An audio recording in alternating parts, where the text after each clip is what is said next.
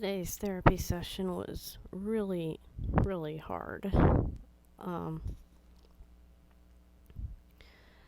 over the past 2 weeks, my dad has been in and out of the hospital. He had surgery, minor surgery. It's no big deal. Nothing major was wrong. He just needed something repaired.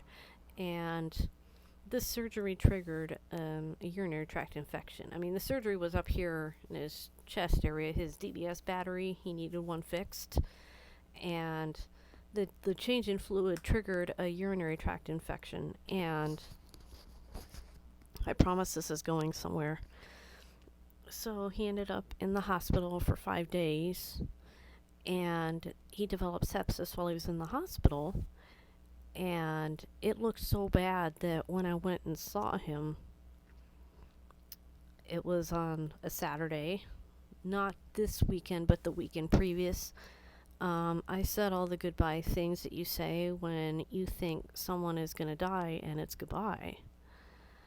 And, I apologized for a lot of things. I told him, I said that I loved him, and it's like I excised the abscess of all the feelings that I've had because of him, and I laid them with him so that when he went to heaven, it would go with him and just God would obliterate it and eliminate it and remove it. The very next day, we get a phone call that the infection had cleared and he was coming home. Like, overnight. Like, he'd been fighting the infection for days, but, like, overnight he went from sepsis to fine. Like, he came home delirious because of, the infection. When you have any kind of a neurological degenerative condition like Alzheimer's or Parkinson's, in my dad's case, an infection of any kind can screw up your mental functioning. So his cognitive functions were not there. But we had to bring him home, and all those feelings came back. And I resented it. And, like, resentment is the biggest feeling that I've got, for a lot of reasons. I don't know why my voice keeps croaking, but I'm going to keep talking. But it's like I've got a dry spot on one vocal cord and it keeps catching. No drinking water does not fix it. I don't know why this is happening. It's annoying. But, so my dad came back home and all those feelings came back to the point that I threw up. Like, it was so overwhelming that I was sick to my stomach physically. But I went around believing that I was a bad person because I was really hoping for this to be the end for him, because he has advanced Parkinson's. He's got no quality of life anymore. And we don't have any quality of life because we're always stuck taking care of him.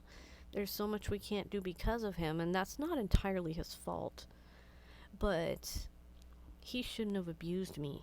He shouldn't have emotionally abused me, okay? Because that's where all the resentment is from. And people always act like caregiving is this noble, selfless thing, but the people that say that usually have a conveyor belt of help coming in and out, so they get to actually be family and not like a nurse, a case manager, a nutritionist, a pill giver, all at the same time. And there's no time to be a daughter or a wife. We're just always just caregivers. That's it. There's nothing else. And I told Laura I was crying. Like, I didn't break down completely, but, like, I had to stop talking for a minute because I was really getting upset. And she told me that, Cindy, you're not a bad person for having these feelings. It's not that you want your dad to die, you want these feelings to die. And, yeah, she's right. She's right. And, we have a lot to work on, because I think she's kind of piecing out where a lot of my trauma comes from, and, like, so am I. I think we're, like, both coming into it together. But, I have a lot of flashbacks, like emotional flashbacks, where I don't realize that I'm having a flashback until I'm already in it. And it's like a lot of the memories I have of the bad ways that I feel about myself, they sound like my dad's voice because they're things he said to me. And she says, "That's a recording. You need to cut it out." And I said, "Cut the tape?" And she's like, "Yeah, you think about cutting the tape. You think of destroying the tape. When you hear that, you think of destroying the tape because what he says is not true." So I have the stop exercise, the star exercise, and I have cut the tape in my head. So I've got more tools under my belt. But she had to remind me constantly in this session that I'm not a bad person for thinking and feeling the way I did. And she says that my dad controls a lot of how I feel, and she's right. Because he's been the driving force behind all of my trauma, or at least 99% of it. So there's a lot to work with, and I'm really unsettled right now. But because she touched on things that were true that I just didn't know how to vocalize. So, but, the fact that my dad has a lot of control of how I feel is very true. And I need to learn that he does not get to be the arbiter of my feelings, that I need to be. And so I need to work on being my own boss when it comes to my feelings, because he has controlled them for so long that I'm not sure how. But I told her about scrambling eggs for the first time, and she was really proud of me for that. And she's like, "Why'd you do it?" And I'm like, "Well, I was hungry and I wanted to see if I could." And she's like, "Now be that way about your feelings. You may think you can't control them, but see if you can. See if you can tell yourself, this is not who I am. This is what your dad says you are. But who are you?"